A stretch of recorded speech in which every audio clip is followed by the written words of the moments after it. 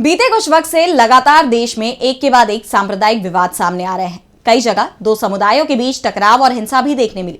ऐसे में places of worship act एक बार फिर सुर्खियों में है। पहले सुप्रीम कोर्ट में इस एक्ट की वैधता को चुनौती दी गई और अब अलग अलग राजनीतिक दल इस पर सुप्रीम कोर्ट का रुख कर रहे हैं। इसी कड़ी में कांग्रेस ने भी कोर्ट से बड़ी मांग की है।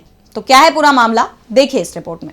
देश में धार्मिक संस्थानों को लेकर बढ़ते विवाद के बीच प्लेसेस ऑफ वर्शिप एक्ट को लेकर सियासी गलियारों में भी हलचल देखी जा रही है। एक तरफ इस एक्ट को खत्म करने की मांग उठ रही है, सुप्रीम कोर्ट में इसकी संवैधानिक वैधता को चुनौती दी गई है, तो अब इस विवाद में कांग्रेस की भी एंट्री हो गई है। पार्टी ने सुप्रीम कोर्ट में पूजा स्थान अधिनियम 1991 का पालन कराने की मांग की है। दरअसल प्लेसेस ऑफ वर्शिप एक्ट को लेकर सुप्रीम कोर्ट कई याचिकाओं पर सुनवाई कर रहा है और जब तक कोर्ट कोई फैसला नहीं सुनाता है तब तक किसी भी धार्मिक संस्थान के सर्वे पर रोक लगा दी गई है।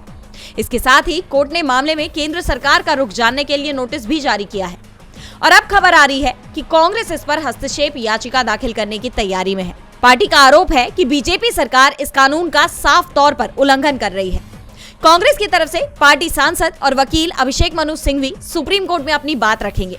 कांग्रेस जल्दी ही एक आवेदन भी दायर करेगी। हालांकि मामले में पहले से ही सुप्रीम कोर्ट में सुनवाई चल रही है और इसलिए यह आवेदन प्रतीकात्मक होगा।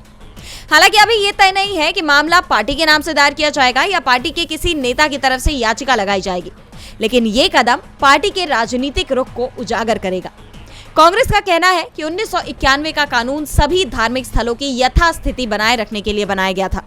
इस कानून का उद्देश्य सांप्रदायिक सद्भाव बनाए रखना है, लेकिन बीजेपी इस कानून की अवहेलना करके देश में धार्मिक ध्रुवीकरण को बढ़ावा दे रही है। पार्टी का कहना है कि वो इस मामले में सुप्रीम कोर्ट में पूरी मजबूती से अपनी बात रखेगी और 1991 के कानून का सख्ती से पालन सुनिश्चित करवाएगी।